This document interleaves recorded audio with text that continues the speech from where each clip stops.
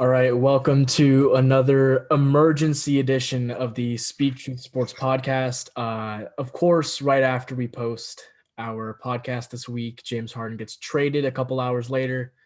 Uh, that's just how it goes, I guess.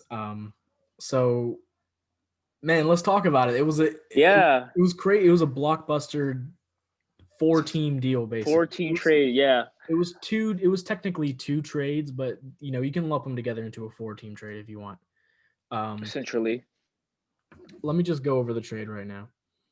This is completely off the cuff, by the way. If you're listening on any podcasting place, please jump to our YouTube if you want to see our face and stuff. If you're on YouTube, please like, share, subscribe, all that good stuff. If and especially if you want more of this type of content, which we are producing as much content as we can.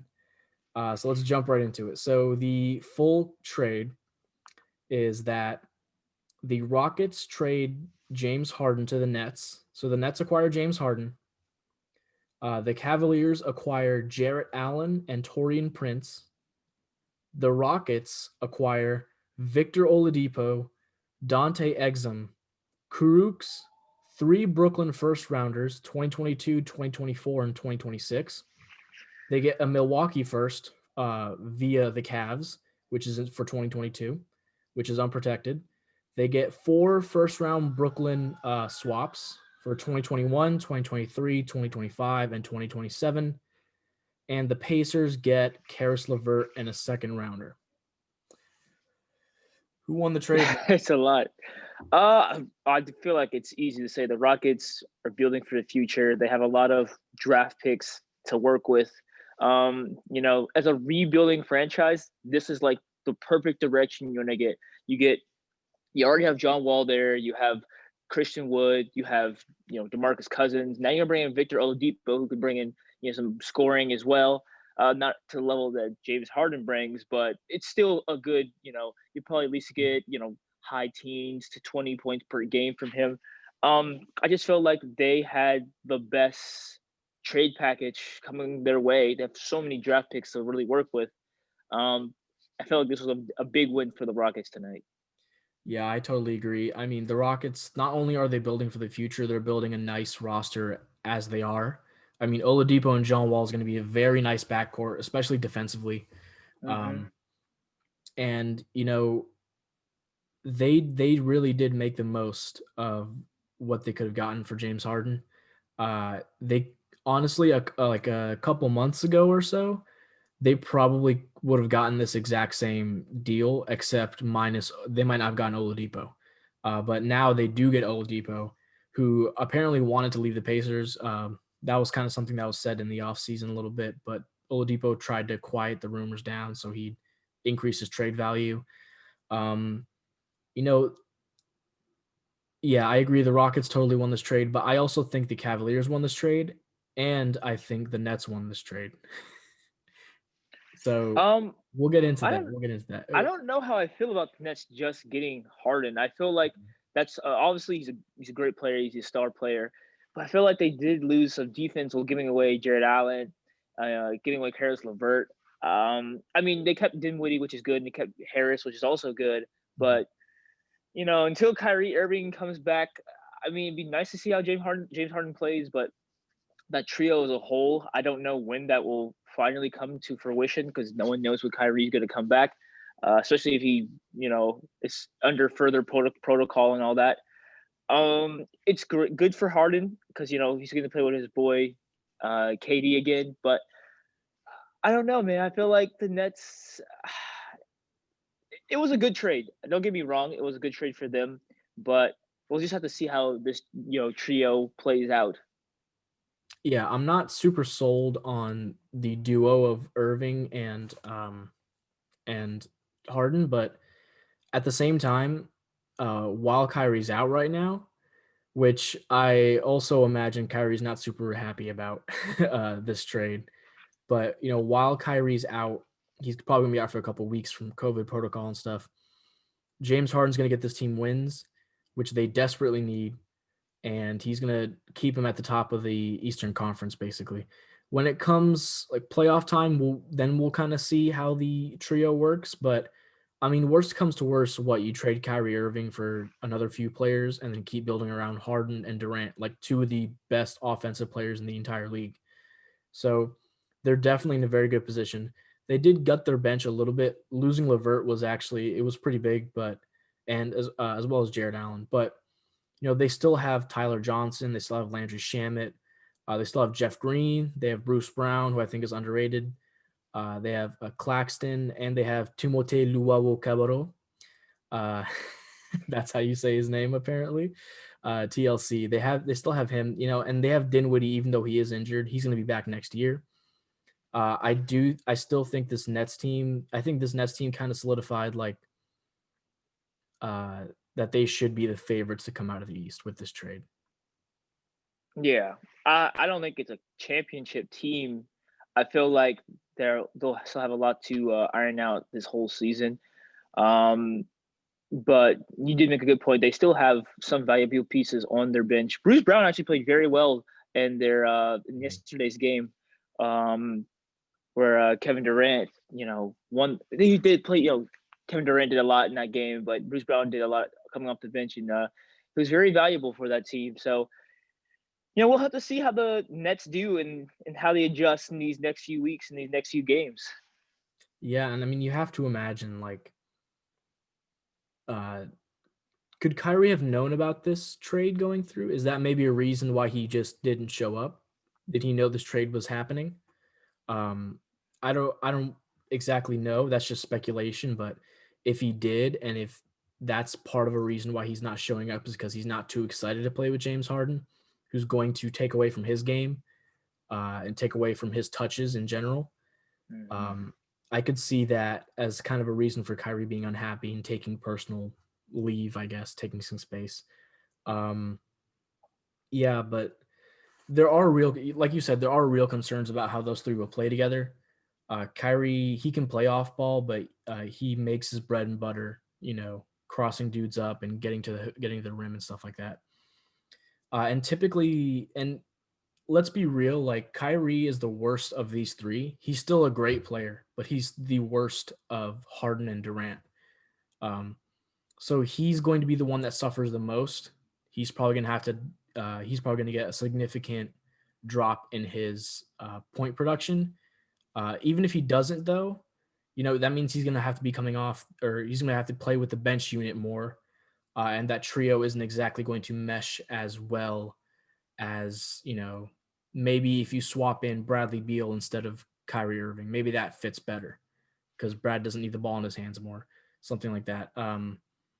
Yeah, but it's going to be very, very interesting to see which of these three guys kind of loses some of their production because in every trio, one person has to sacrifice. So we'll see. Well, it'd probably be best if Kyrie was the one to sacrifice, to be honest, because James Harden, we seen this dude, with no help in Houston at one point. He was still, playing as hard as he can, and they made the playoffs. Obviously, Kevin Durant is one of the best players in the NBA right now, in my opinion. Still, we know he's able to, take a team and win games. So Kyrie, when he was by himself in the Cavaliers, that was one of the worst teams in the East during that time. Granted, he was young, but at the same time, um, you know, I just feel like Kyrie has to really mature and kind of roll with the punches because this team's gonna go in full throttle sooner than later, and it's either Kyrie, are you with us or are you just doing your own thing because this team they need to get going like nowish because with a shortened season, yeah, it's 10 games less than usual. You can't really afford to go in a lot of downward slumps and downward spirals. They have to kind of get back on track.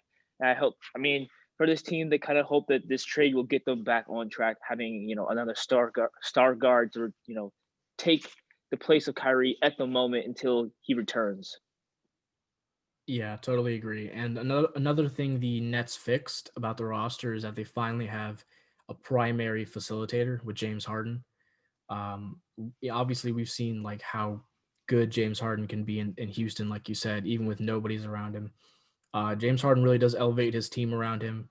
He can elevate this Nets roster, in my opinion. Him and Durant are going to be the absolute scariest offensive duo in the entire league.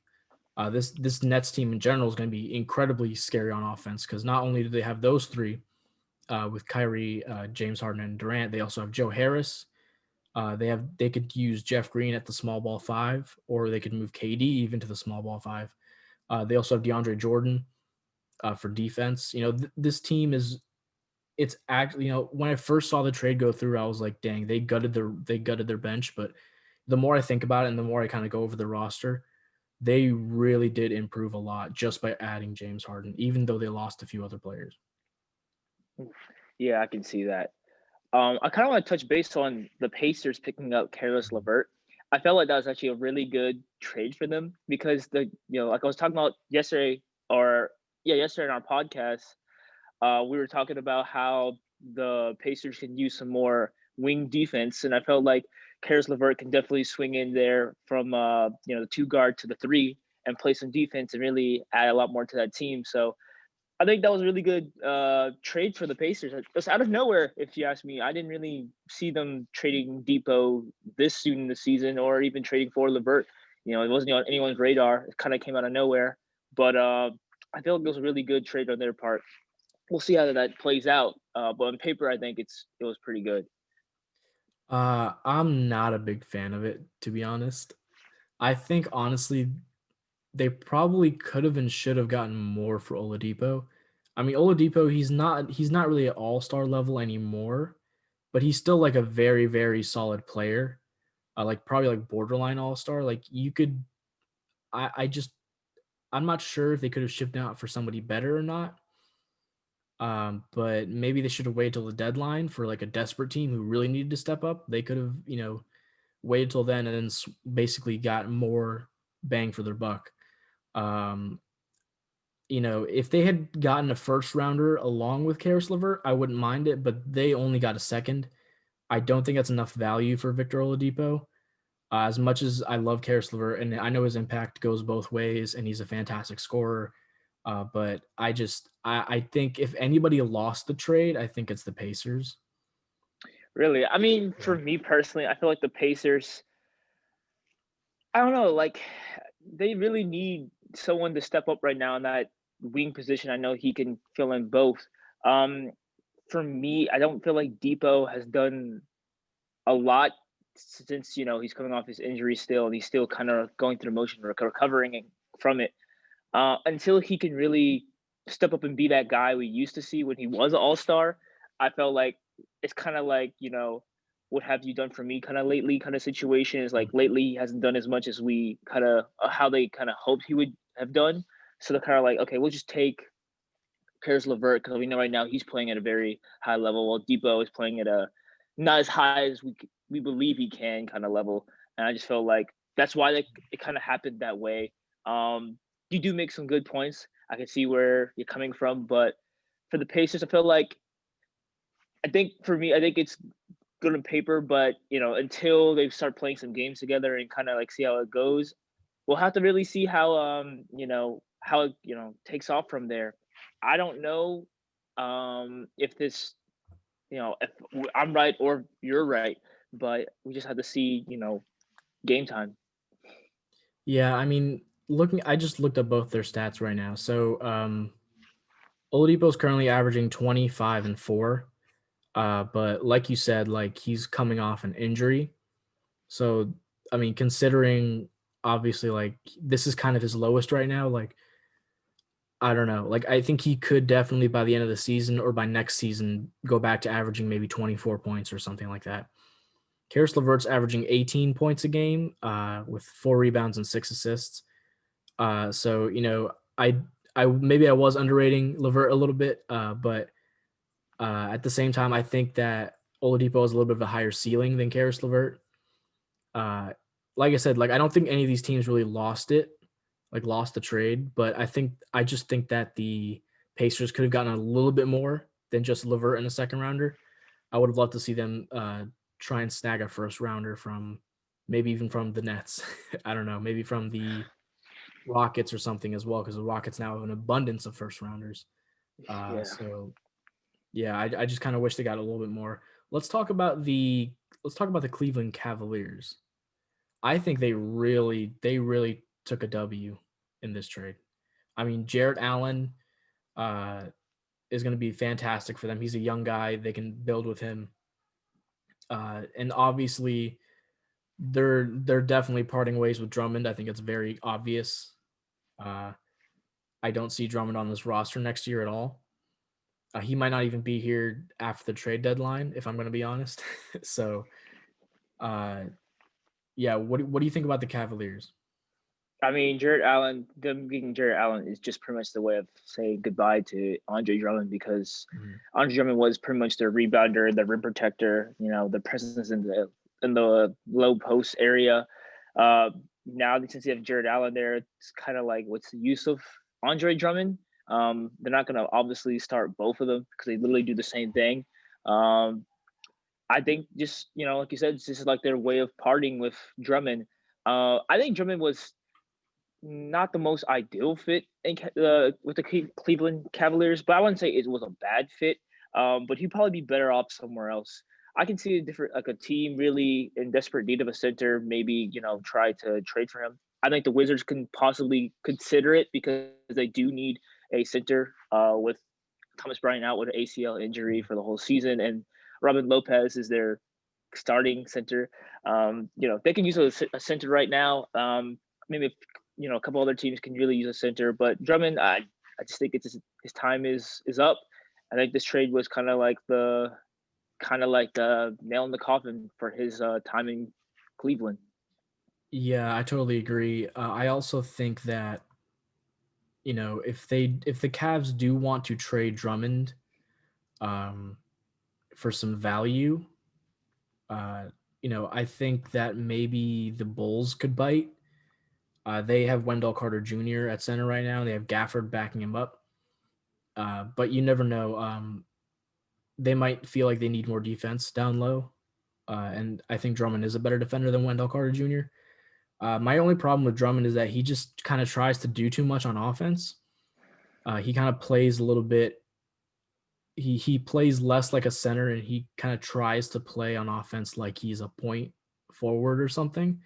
I mean, you saw that one play where he was just holding the ball, and that was it. And then, and like he held it for like the entire shot clock, and then threw up a random layup that went backwards. It didn't even head towards the rim. So yeah, I just think Drummond, he's not a good fit for this Cavs team who relies on their guards, relies on their heavy guard play for scoring and stuff. I don't think that Drummond fits there. I think Drummond would fit somewhere where he can get to be more involved on offense. Maybe the Hornets. He could make for a lob threat for LaMelo or something. Uh, and it's a long shot, but maybe the Toronto Raptors want to do something for Drummond. They do need some presence down low. They have Boucher obviously, and he's been incredible recently, but maybe they feel like they need to solidify the position, or maybe they feel that Boucher's not a starting caliber player, so maybe they pick up Drummond. I don't know. I don't see the Wizards going for Drummond purely because of salary cap reasons. Drummond is making way too much for them to even afford to bring onto their roster. They'd probably have to give up Davis Bertans and Robin Lopez just to make that work, and I don't think they would do that. Uh, and another problem with trading Drummond, I do think I think Drummond will end up being on the Cavs for the entire. He could be on the Cavs for the entire season. I could see it. Um, he could also go at the deadline. I would also be able to see that. But at the same time, why would you go for Andre Drummond while he's making this much money and he's only on a 1-year deal? He's only signed for this year. Why would you go for Drummond when you could sign someone like Dwayne Dedmon in free agency? Or you could trade for Hassan Whiteside on the Kings, who they're trying to run Marvin Bagley at center. So they're not really using Hassan Whiteside much. Um, I just think that, there's other options available that are cheaper that teams might look at instead of Drummond. I'm not sure how valued he is right now, like just around the league. So that's like my main concern with trading Drummond is I don't know how valuable he is. And I don't, and there's other options that are cheaper that could give you similar production. Yeah, I forgot about the whole salary cap issue. I've been playing too much NBA 2K. Yeah, I guess when you did mention with the Wizards, yeah, they probably couldn't make a trade for him because he is very expensive. And trying to trade Bertans and Lopez would be not helpful because Bertans is a very valuable shooter for the team, one of the few shooters they have on the team besides Bill and Garrison Matthews off the bench, which they don't use very much either. But like I kind of can see that too. I kind of can see him kind of being stuck because he's not playing where his money's at. He's playing fine, but he's not worth as much as he signed for.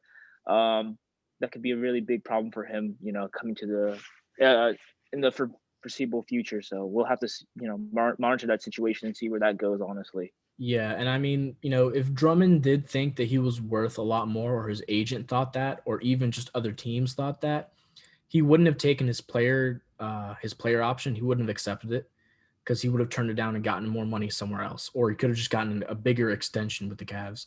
But clearly, he doesn't know if he's going to even make the amount of money he's making right now. I believe he's making somewhere about like north of 25 million or so. I don't think he's going to.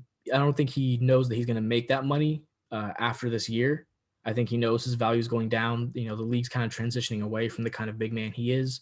That's kind of why he's trying to do more. He's trying to showcase himself more because it is his contract year. But I'm not sure if it's really working out for him right.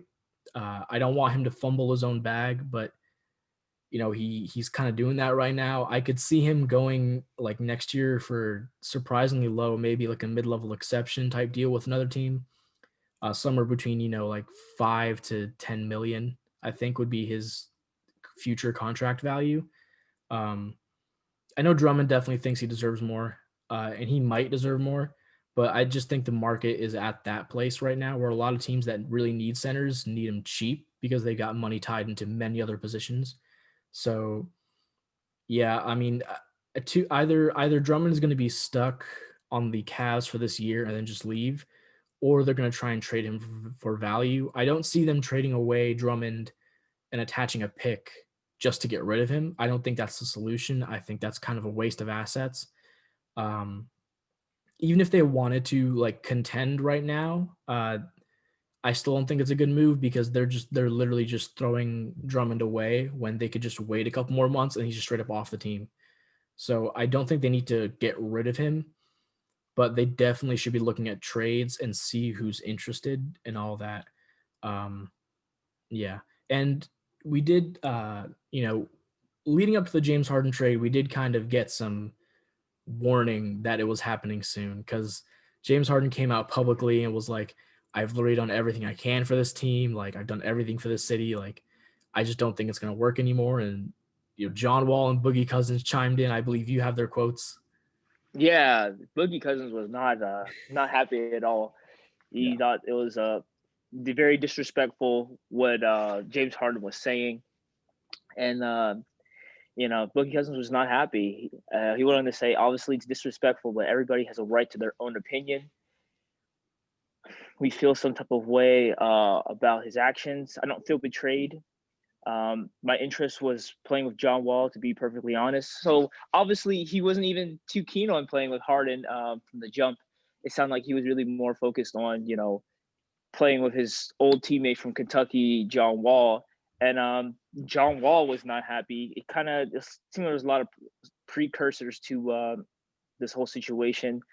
He threw a lot of hints. He said it's been rocky. I can't lie about that. Even before they even started practicing together on that, they all thought the situation with Harden was kind of just messy from the get-go. And Harden hasn't really done much to really support his teammates and show them that, hey guys, I really want to play here. It just seems like Harden put his own personal uh its own personal matters ahead of the team's matters. And then, obviously that's never good, especially when you bring in stars to play with this star guard. So, I think it was a bit disrespectful on James Harden's part, to be honest. How do you feel about this, man? I mean, I understand where Harden's coming from, where like he requested the trade like months ago. And he told the front office, I don't want to come. I don't want to play. Please trade me. He did everything he could. I mean, he stayed out at nightclubs. He didn't come to the team. Like, that should have been like number one sign, like, okay, let's trade this guy. He's not going to play for us. Everybody knew he wasn't going to play for them. Everybody knew that he wasn't coming back. We even in our very first podcast ever, back at the start of the NBA season, we talked about, James Harden is definitely gone. He's not going to be a Rocket this year. Um, and the Rockets need to trade him because obviously he's not going to play hard this year. And he's not playing hard so far. And he came out really strong for his first game, but since then he hasn't dropped, I think, more than 20 points in his past 4 games, which broke a streak for him. He hasn't done that since 2012. He has not had a Wow. 4-game streak without scoring 20 since 2012. That's pretty ridiculous. And yeah, that was obviously the straw that broke the camel's back, was when he just said, I've done everything for the city. Like, they had to trade him at that point. I'm sure they were trying to line stuff up, but at the same time, like, considering how fast they got this deal done, if it really did happen right after Harden said, I don't want to be here, they should have done that way earlier in the season. They really should have. And we also said on the very first podcast that we knew that John Wall and James Harden weren't going to get along, because John Wall is, he's very focused on wanting to win and playing for the team. And James Harden was not focused on anything except for leaving Houston. So we knew there was going to be some scuffles in the locker room, back in in the background. But I just think that they waited too long to do this deal. Um, I do like that they got Oladipo. That's a good thing, that's the good thing they got from waiting. But in terms of like the locker room, like, it kind of did mess with their culture a little bit, and their coach Steven Silas. He was kind of put in a little bit of an unfair situation right off the bat, with Harden It's and only his stuff. first season, correct? Right? Yeah, this Yeah, is that's the really first not season. what you want to be in as your first year as a head coach. Yeah, What you were saying. yeah. I mean, I just think that the writing was on the wall. They should have seen this coming. I don't know why they thought they could keep him. It was probably, maybe the new owner was like, I've only had James Harden for a couple of years. I want to hang on to him a little more, but it clearly was not going to work out. Everyone knew it. Um, yeah. What do you think about the Houston Rockets locker room? It's probably is a mess, honestly, right now. The probably trying to get everything back together and try to get people back and focused on the game itself. James Harden, I don't want to call him the distraction for the team, but he definitely was distracting them from what they want to really be doing right now and focusing on winning. The team hasn't really clicked as they were in the first few games. It seemed like things started to definitely come a bit undone, and just a lot of the play was a little sloppy. And like you said, James Harden definitely, uh, I don't want to say, but he kind of sold on the Rockets, you know, in the couple of those past couple of games. I mean, yesterday, if you saw him in the warmups, the dude looked like he had a pregame meal, according to one of the commentators. Uh, Apparently that's because he wears like 4 layers of clothes, but it just looks really funny. it does. I'm not gonna lie, it does. It doesn't help that it looks like he has like a slight gut, but James Harden. I mean, it's just I just felt like we seen. I just felt like we definitely seen that he was gonna, you know, leave. If he knew all he had to say was that I love the city. I feel like I did everything in the city. This decision's crazy. I'm done. If he knew that's all he had to say, weeks ago and months ago, I mean, he probably would have been gone sooner than now. But the fact that they did play games together, it was a bit distracting. I think that the front office did kind of fail to do that job of getting rid of him as soon as possible, and have this team start off completely fresh rather than going in and losing 6 of their 9 games they've played so far. The team's currently 3-6. They could have definitely tried done something better rather than trying to already feel like trying to make up for lost ground. Um, I just don't know what to really say about Harden. I mean, he got what he wanted. Now he's playing with Kevin Durant again. He's playing on a better Eastern team. We'll just have to see what this happens for Harden. Yeah, I mean, can you imagine if a team really had James Harden, Russell Westbrook, and Kevin Durant all on the same team? That would be really, really good. Uh, Oh gosh. Anyways, so we did talk about, where do you think some of these teams are going to end up? Do you think the Cavs could make a push for the play-in tournament or maybe even the playoffs? Do you think that the Pacers are any better or any worse? We know the Nets are making the playoffs. Do you think the Rockets could make a push? Where do you think these teams are going to land? I think the Rockets can make a push to the play-in tournament. I don't think there'll be a solidified playoff team. I agree. But this, I think, having Oladipo would give them a slight push. Maybe it can play into possibly eighth. I think now. Cavaliers,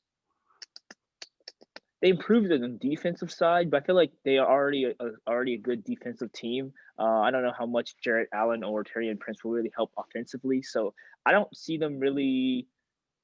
I don't really see that team making a big difference. I don't see this trade making a big difference for the team in that kind of aspect. You said the Pacers as well. Did you mention the Yeah. Pacers? The Pacers would probably still be on track to make the playoffs. I feel like this is a good move. I feel like it wouldn't really affect them too negatively, especially once they start, getting people back healthy again, such as Jeremy Lamb and other player, and maybe T.J. Warren, depending on how long he'll be out with his injury. Um, and then finally for the Nets, I think this will probably push them and kind of solidify them as a playoff team. This probably puts them in where they want to be at.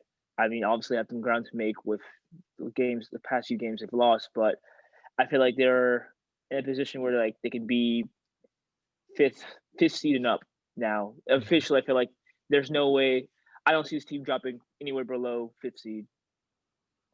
Yeah.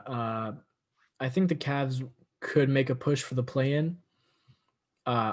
What's kind of weird is that the Cavs, I mean, they're just a really weird team this year so far. So like they're one of the worst teams in terms of points per game scoring, but they're like I think they're a top 5 or top 10 team in terms of opponent points allowed per game. So, they are surprisingly good on defense, even shorthanded, because they have a lot of injuries this year. But even shorthanded, they're still good on defense. And you're right, they did need a lot of they do kind of need some more offensive help, if anything, especially off the bench. But they do have a few good pieces. They have Dylan Windler and they have Chetty Osman off the bench and stuff like that. But I do think the Cavs could contend for a play-in. I definitely think that's in the realm of possibility. They just need to shore up a few things on their offense and get some guys back healthy. I think the Pacers, I'm not sure if they retain a top 4 or 5 seed. They might drop to 6, in my opinion. I just say that based off of potential chemistry issues. Um, adding Karis LeVert and removing Victor Oladipo is kind of it's a big replacement. They do both do a lot of the same things, but at the same time, they are two different players, and the locker rooms also the vibe is going to be different. So I think they'll drop a few games. They might drop a few games early with Karis LeVert, but they might pick up steam and keep going as the season goes on. I do still think they're a lock to make the playoffs. I just don't look at them as the top 4 seed that I did on the podcast yesterday. Oh, and there was one other team. Hold on. Who was the other team again? Nets, you forgot the Nets. No, yeah, the Nets are definitely making playoffs. The Yeah. Rockets. Oh, yeah, I forgot about the Rockets. Yeah, I agree with you. The Rockets definitely are pushing for play-in. Um, I predicted them 10th seed before the season started, and I think they'll make the 10th seed. I still think they'll make the 10th seed now. So yeah, I think every team kind of won in this trade. Uh, like I said, the Pacers could have gotten a little more, but it is what it is. Do you have any final thoughts?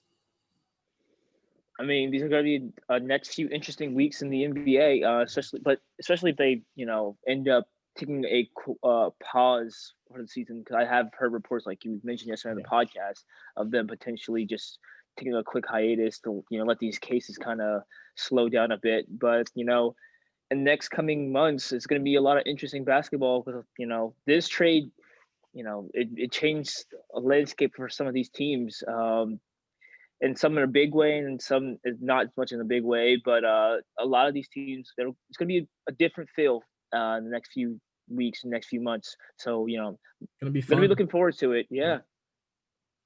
All right. Well, thank you all for tuning in to this emergency podcast from the Speak Truth Sports. We typically upload weekly, so if you're into weekly sports news content, and if you want to stay up to date with some real opinions on sports news, go ahead and subscribe to us, follow us, rate us, share us, everything. Do what you do. We appreciate all the support we're getting, and we just like to say thank you. And like I said, this has been Bert. Trey, as always. And we're signing off. Thank you.